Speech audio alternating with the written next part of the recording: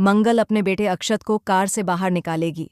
यह दृश्य बेहद इमोशनल और दिल दहला देने वाला होता है, जब एक माँ अपने बेटे को बचाने के लिए अपनी जान की परवाह किए बिना कदम उठाती है। मंगल देखती है कि कार के अंदर उसका बेटा अक्षत बेहोश पड़ा है, सांसें तेज चल रही हैं और चेहरा पसीने से भीगा हुआ है। वह घबराती है, लेकिन हिम्मत नहीं हारती। तभी वह आसपास देखती है और लोहे की एक भारी रॉड उठाकर कार के शीशे पर दे मारती है। शीशा टूटता है और उसके हाथों से खून बहने लगता है, लेकिन वह रुकती नहीं। शीशा तोड़कर वह कार का लॉक खोलती है और अक्षत को बाहर खींचती है। मंगल चीखते हुए कहती है, अक्षत, मेरी जान, आंखें खोलो बेटा। वह तुरंत उसे गोद में उठाकर दौड़ पड़ती है, सीधे अस्पताल की ओर। इस बीच वहां पहुंचता है आदित्य, जो गुस्से में चिल्लाता है, तुमने कैसे मेरी इजाजत के बिना मेरे बेटे को छुआ? मंगल गुस्से में पलटती है, अगर मैंने वक्त पर कुछ नहीं किया होता तो तुम्हारा बेटा अब जिंदा भी नहीं होता, और यह सब हुआ है सौम्या की वजह से। यह सुनते ही आदित्य चौंकता है। क्या? सौम्या ने? ट्विस्ट यहीं से शुरू होता है। मंगल बताती है कि अक्षत को कार में बंद करने वाला कोई और नहीं बल्कि सौम्या थी, जो जानबूझकर उसे अकेला छोड़कर चली गई। फ्लैशबैक में दिखाया जाता है कि सौम्या को पता था कि अक्षत को बंद जगहों से घबराहट होती है। बावजूद इसके वह उसे कार में बंद कर जाती है, क्योंकि वह मंगल से बदला लेना चाहती थी।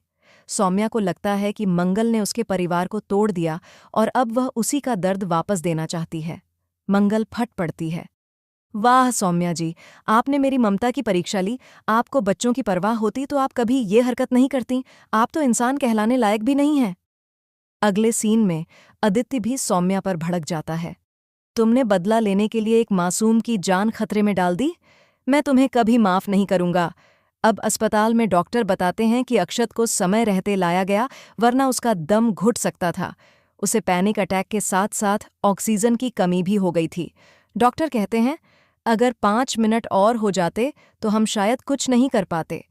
यह सुनकर मंगल फूट फूट कर रोती है, लेकिन फिर खुद को संभालती है। फिर आता है दूसरा बड़ा ट्विस्ट। डॉक्टर बताता है कि यह पहली बार नहीं है, बल्कि अक्षत को पहले भी ऐसे अटैक आ चुके हैं, लेकिन किसी ने उसे कभी गंभीरता से नहीं लिया। मंगल का शक और गहरा हो जाता है। वह कहती है, क्या सौम्या उसे पहले भी इसी तरह परेशान करती रही है? अब कहानी एक नए मोड़ पर जाती है, जहां मंगल सौम्या के खिलाफ केस करने का फैसला करती है।